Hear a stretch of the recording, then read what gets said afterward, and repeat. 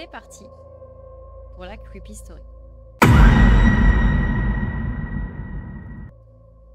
Cette histoire démarre le 24 décembre 1972. C'est une très vieille histoire, mais qui a eu des rebondissements récemment.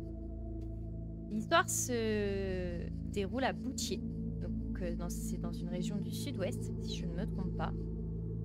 Maurice Blanchon passe le réveillon à cette époque avec ses parents. Voilà, c'est un jeune adulte. Le repas se termine et il décide d'aller se coucher.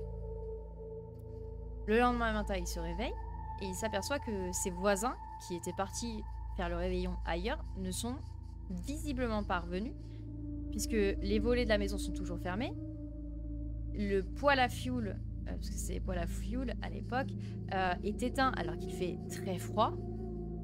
Et donc tout de suite, il se dit que quelque chose ne va pas. Mais il n'ose pas lui-même aller voir, etc. Donc il connaît le frère du père de famille et donc il décide tout simplement de l'appeler et de lui dire que il a l'impression que quelque chose ne va pas, qu'il s'est passé quelque chose puisqu'il n'y a pas de mouvement, comme s'il n'y avait toujours personne au domicile. Donc le frère décide de se rendre à la gendarmerie, d'expliquer la même chose. Et très clairement, à la gendarmerie, on leur explique que c'est les fêtes de Noël, que la famille est tout simplement partie en vacances et qu'elle va pas tarder à revenir, puisque les enfants vont devoir reprendre l'école et les parents leur travail. Donc, si la famille n'est toujours pas revenue dans 8 jours, à ce moment-là, ils s'inquiéteront. 8 jours, vous en témoignez que c'est extrêmement long. Maintenant, on peut comprendre, c'est la gendarmerie de l'époque.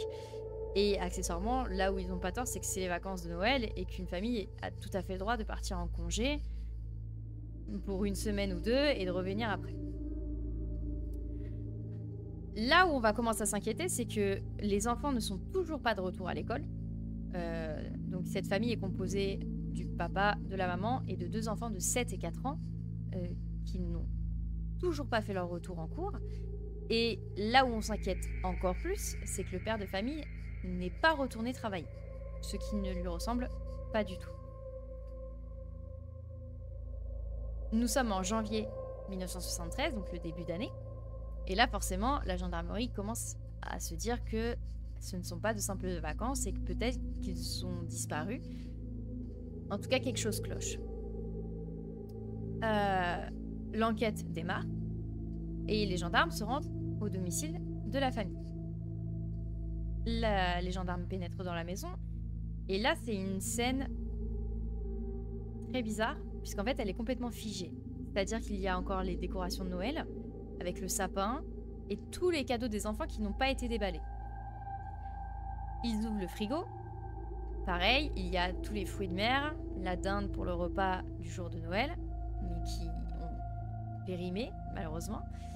Mais tout est là, rien n'a bougé, il n'y a pas de traces d'effraction, pas de traces de lutte, de violence ou quoi que ce soit. Il y a tous les papiers de la famille, le chéquier, le livret de famille, toutes les affaires, les vêtements. Rien n'a bougé. Comme s'ils devaient revenir à leur domicile, mais finalement ils ne sont jamais revenus. Donc on essaie de retracer ce qu'il s'est passé la journée avant leur disparition. Donc l'après-midi, les parents s'attellent à ranger la maison, fermer les volets, fermer les portes à clé, puisqu'en fait, ils passent le réveillon chez un couple d'amis, donc pas leur domicile. Les enfants, eux, rangent un petit peu dehors les jouets, etc., mais ils laissent un peu tout en plan, parce que finalement, ils sont un petit peu en retard pour le repas, donc on les presse un petit peu. La famille part au volant de sa voiture, une Simca 1100, on ne connaît pas du tout le modèle, et se rend au repas. Selon le couple qui les a reçus, qui est la famille Fontaniaz, visiblement, il n'y avait rien de bizarre, ils avaient des comportements tout à fait normaux, pas de signes d'énervement, de frustration ou quoi que ce soit, un repas tout à fait classique. Et vers 1h du matin, la famille qui a disparu reprend sa voiture et s'en va.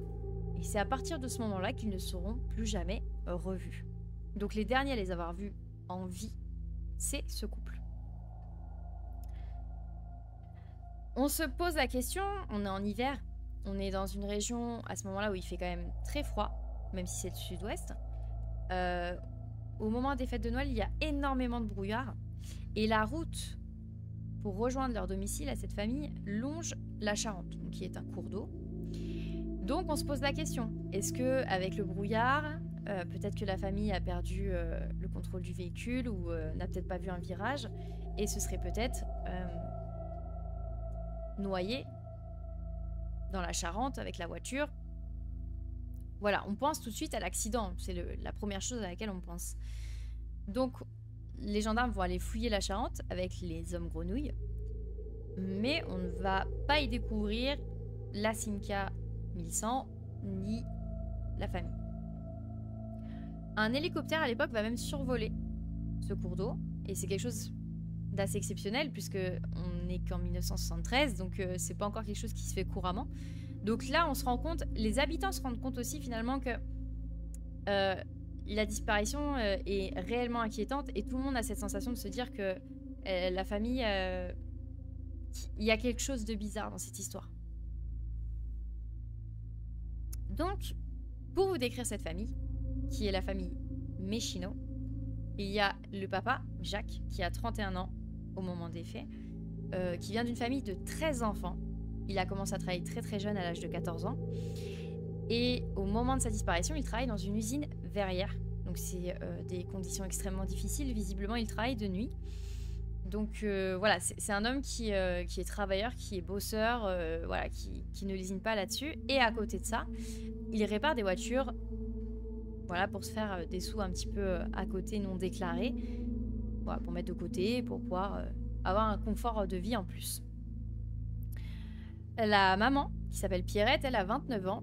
Je ne sais pas si elle travaille à ce moment-là, mais j'ai visiblement pas, puisque je n'ai pas trouvé de profession.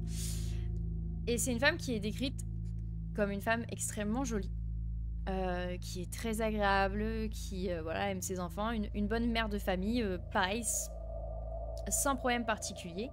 Et ils ont 2 enfants, Eric et Bruno, donc qui ont 4 et 7 ans. Pareil, c'est des enfants qui n'ont pas de problème particulier à l'école. On les décrit globalement comme une famille sans histoire, une famille qui fonctionne bien, un couple amoureux, une famille épanouie, voilà, qui a sa maison, un travail, de l'argent. Mais finalement, on va se rendre compte que ça ne va pas si bien que ça. Depuis quelques temps, des rumeurs circulent sur le fait que Pierrette, donc la mère de famille, aurait un amant. Et cet amant, c'est Maurice Blanchon. Celui qui a été le premier à s'inquiéter que la famille n'était pas à leur domicile et qui n'est autre que du coup leur voisin. Donc ce n'est pas une rumeur, c'est vérifié du coup par Maurice qui va être interrogé. Donc il confirme cette relation. Il explique qu'au départ, Pierrette lui avait donné les clés de la maison puisque quand son mari partait travailler la nuit, elle avait peur toute seule. Et donc, en cas de besoin, au moins, il avait les clés pour venir s'il y avait un souci. Je pense qu'il est venu plusieurs fois au départ de manière amicale et qu'une relation s'est développée entre les deux. Et donc, dès que le mari, donc Jacques, partait travailler à 8h, donc 20h le soir, Maurice venait passer la nuit avec Pierrette. Donc, cette relation va durer quand même 2 ans. Enfin, elle durait encore jusqu'au moment de la disparition de cette famille, mais ça faisait déjà 2 ans que Pierrette avait une relation extra-conjugale. Mais visiblement, c'était des 2 parties, en tout cas de ce que dit Maurice, c'est que ce n'était pas uniquement pour des relations intimes, il était réellement tombé amoureux d'elle. Et visiblement, elle aussi, ça faisait un moment qu'avec son mari, ça n'allait plus, et Maurice a été là au bon moment, au bon endroit. Mais dans leur tête, tout allait bien, puisqu'ils se disaient que personne ne savait, que le mari, il était au travail, donc très clairement, il ne savait pas que sa femme avait une relation, sauf que si. Jacques était au courant, depuis quelques mois, que sa femme avait une relation extra-conjugale. Alors je ne sais pas si il savait que c'était son voisin, Maurice, ou s'il avait juste l'information que sa femme voyait quelqu'un d'autre. Je pense que malheureusement, là où ils ont été un petit peu naïfs, c'est qu'ils sont dans un village et que tout se sait. Voilà, même en pleine nuit, même à 20 h, il y a toujours des gens qui voient ce qui se passe et à mon avis qui ont dû le prévenir. Donc, voilà. Pierrette va dire à Maurice, et uniquement à Maurice, que de toute façon, elle n'est plus heureuse avec son mari et qu'elle compte divorcer. Mais elle le dira qu'à Maurice. Et lui confirmera qu'elle n'en avait parlé à personne puisque c'était quelque chose qui était en réflexion, parce que mine de rien, il y avait quand même les enfants. Donc elle ne voulait pas ébruiter cette information. Puis, Maurice va dire que la dernière fois qu'il a vu Pierrette avant sa disparition, c'était l'avant-veille de Noël. Enfin, l'avant-veille du réveillon. Il va en fait se rendre chez Pierrette, qui visiblement se serait fait tabasser par Jacques, son mari. Et elle le fera que lui répéter à Maurice, ne t'inquiète pas, laisse-moi faire, surtout ne t'inquiète pas, laisse-moi faire.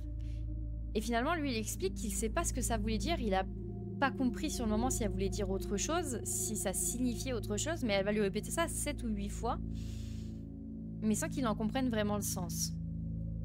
Et à côté de ça, le frère de Jacques, que le mari trompé, expliquera que son frère lui avait parlé, que sa femme le trompait, et il lui avait dit que si Pierrette ne revenait pas à lui, donc ils ne se remettaient pas vraiment concentrés l'un sur l'autre, il ferait disparaître tout le monde, et lui, on le reverrait jamais.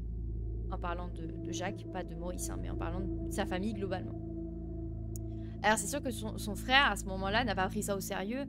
Il lui a dit, écoute, voilà, peut-être que c'est passager, Pierrette, elle va certainement réaliser que voilà, c'est toi son mari, etc. Mais c'est vrai que sur le moment, il a pas pris ça au sérieux. Donc là, on se pose la question, c'est est-ce qu'on peut toujours penser à un accident, ou est-ce que Pierrette avait décidé peut-être le soir du réveillon de dire à Jacques que c'était le dernier réveillon ensemble et que très clairement après elle allait demander le divorce et que tout simplement il ne l'a pas supporté? C'est une question maintenant qui se pose. Et surtout qu'on va dire que Jacques finalement c'est un homme qui est quand même très orgueilleux et il a beaucoup de mal avec le fait de se taper la honte vis-à-vis de sa famille, dans le sens où voilà, pour lui et comme les gens en général, c'est une honte vis-à-vis de sa famille d'être cocu. Donc il avait énormément peur. Enfin, il ne supportait pas en fait d'avoir cette image auprès de sa famille qu'il essayait de rendre fière finalement. Donc les enquêteurs continuent les recherches dans les carrières aux alentours, les points d'eau, enfin approximativement tout ce qui est possible. Mais ça va rester concentré sur la région environnante du domicile de la famille Meschino. Mais là, on apprend que Jacques, via son travail, a énormément voyagé. Il a été dans beaucoup de pays. Et à cette époque, il n'y a pas besoin de passeport ou de pièce d'identité pour aller dans les pays étrangers. Tu peux y aller comme ça. Donc là, on se rend compte que peut-être chercher à côté, c'est peut-être pas la bonne solution, puisque peut-être qu'il n'a pas tué sa famille comme on pourrait le penser, mais que plutôt il a décidé d'embarquer sa famille dans un autre pays pour recommencer une nouvelle vie loin de l'amant de sa femme, et puis de décider de repartir plus ou moins à zéro. Donc c'est une troisième hypothèse qui fait jour, et le frère dira qu'effectivement, visiblement le frère de Jacques avait l'air de dire que ce serait une possibilité, même s'il a du mal à comprendre pourquoi son frère aurait été aussi radical dans sa manière de fonctionner. Mais c'est quelque chose qui est envisagé. Et là, le problème, c'est que l'enquête s'arrête. Parce que finalement, on a quoi? On a une famille qui a disparu. Il n'y a pas de corps. On ne retrouve pas la voiture. Dans le domicile, il n'y a aucun indice sur où ils auraient pu se rendre ou ce qu'il aurait pu se produire. Il n'y a pas de témoins. Personne ne les a vus après le départ du repas chez la famille Fontagnaz. Donc il n'y a rien du tout. L'enquête est au point mort. Il n'y a rien. Et là, on va faire un peu le point sur l'enquête, comment elle a été réalisée, les auditions, etc. Et on se rend compte que c'est une catastrophe. Encore les enquêteurs, les meilleurs, on adore. On se rend compte que les auditions ont été bâclées. C'est-à-dire que les auditions réalisées, et notamment sur l'amant de Pierrette, qui est Maurice, dans les 3 quarts des affaires, vous savez quand même que généralement, l'amant ou le mari trompé, c'est souvent les premiers suspects. Et bah son audition, elle fait une page A4 recto et la moitié du verso. Sachant qu'une grande partie de l'audition, c'est pour expliquer qu'on est au commissariat de Cognac, que c'est par rapport à la disparition d'une famille, enfin c'est tout un peu la mise en situation. Donc finalement, l'audition de l'amant a été extrêmement courte. Et en fait, ça a été le cas pour toutes les personnes auditionnées. Donc en fait, le dossier sur l'affaire Méchineau est extrêmement vide. En tout et pour tout, il y a une dizaine de feuilles qui sont même pas recto verso. Donc il y avait déjà pas beaucoup d'éléments, mais en plus les enquêteurs, à part à un moment donné sortir l'hélico et les hommes grenouilles pour faire genre qu'ils recherchaient la famille, à côté le travail a été mâché. Nous passons 30 ans après, en 2001. L'arrivée d'un corbeau relance l'affaire.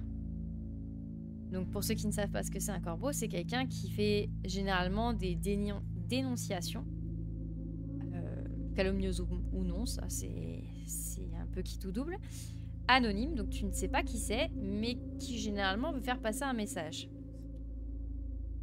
Et finalement, on n'a pas beaucoup de détails, ça n'a pas été trop divulgué par les enquêteurs, mais finalement ce corbeau avait l'air de dire que ce soir-là, à 3 h du matin, une bagarre aurait éclaté et il aurait été capable de donner le lieu où les corps seraient, où la voiture serait située. Voilà. Il aurait donné beaucoup de détails, mais assez précis. C'est ça qui fait un peu tiquer les enquêteurs.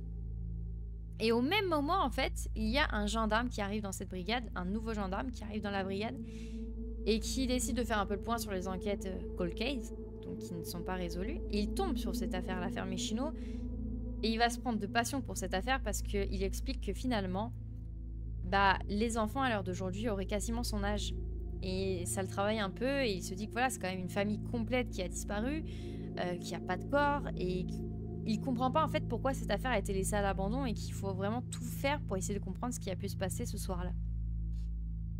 Et c'est lui qui va se rendre compte que les auditions ont été extrêmement rapides, qu'il y a très peu de choses dans le dossier et que ça va être encore plus compliqué déjà, en plus du fait qu'il n'y avait pas grand-chose comme indice. Nous passons en 2011, donc je pense que de 2001 à 2011, il a essayé de reprendre un peu le dossier, de travailler un petit peu dessus. Et en 2011, ils décident, les gendarmes, de cibler 3 endroits. Donc des carrières qui se situent à côté. Donc des carrières, je sais pas trop comment vous expliquer ce que c'est, mais c'est des endroits généralement où il y a des chantiers, des travaux, etc. On va situer une mare précise et une maison abandonnée qui est à 500 mètres du domicile des Méchineau, parce que apparemment, selon les dires du corbeau,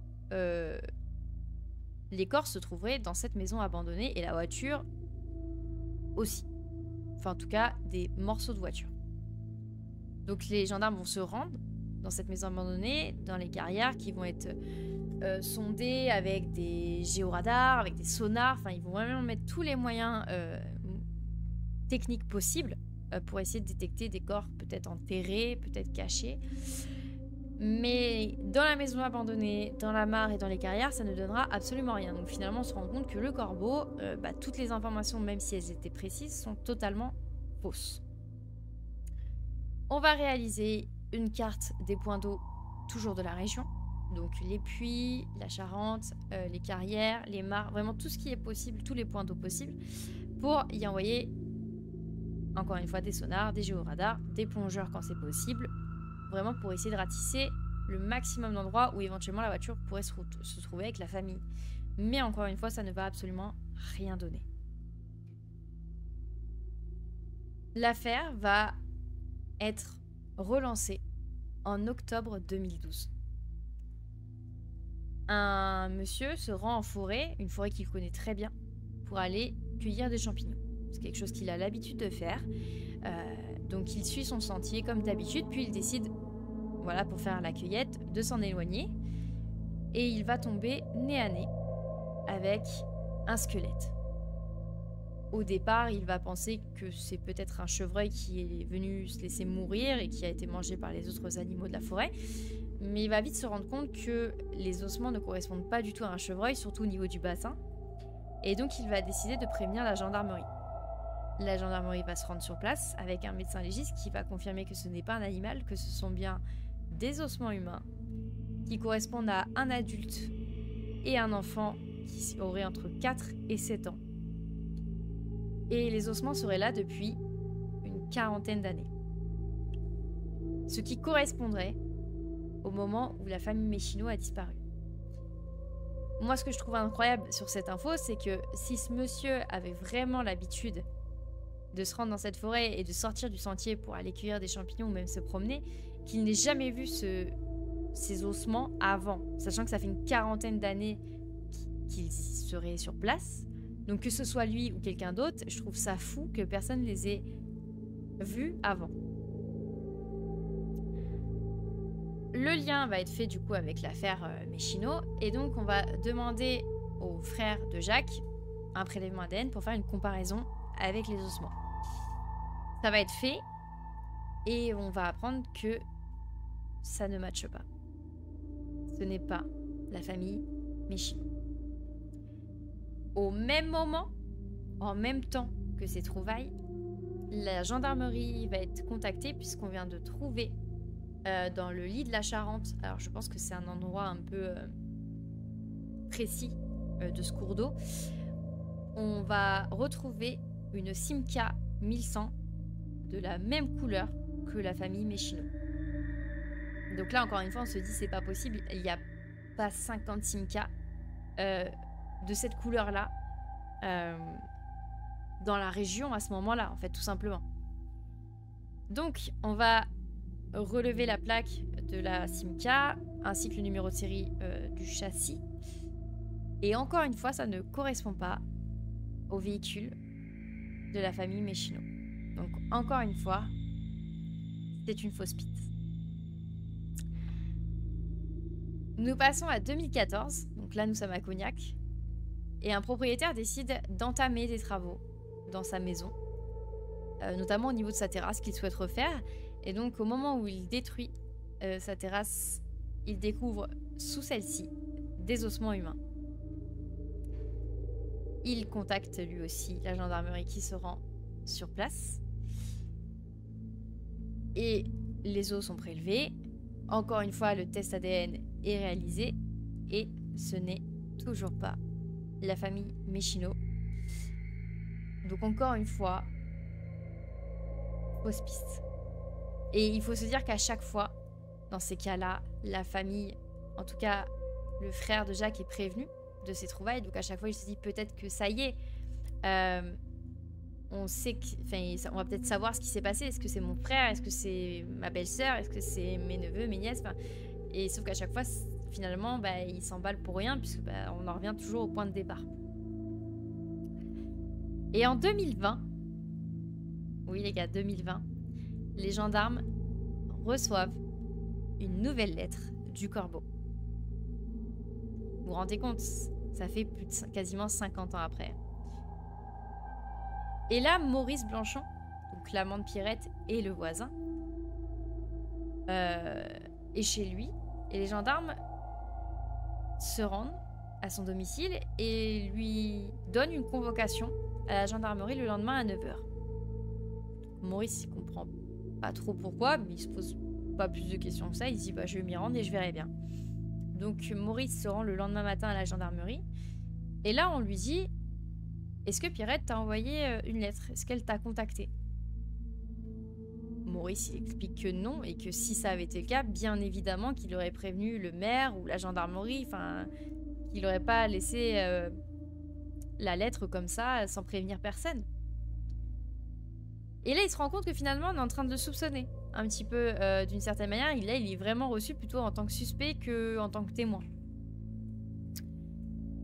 Et donc une conversation se poursuit et au terme de celle-ci on lui dit qu'on va venir perquisitionner la maison de ses parents où il vivait à l'époque, le terrain et son terrain actuel.